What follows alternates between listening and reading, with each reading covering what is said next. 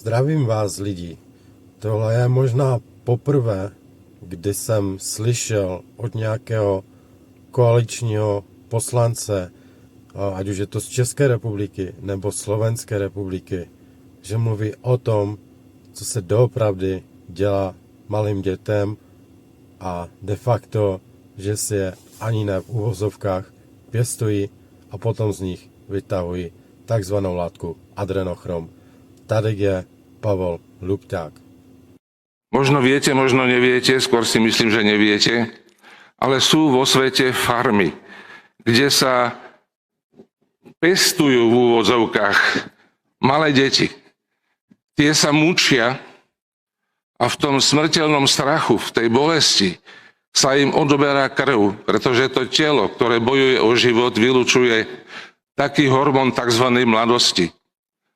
A vyrába sa a distribuuje sa po celom svete celebritám, hercom, politikom, aby si predĺžili ten ich mizerný život na tejto planéte.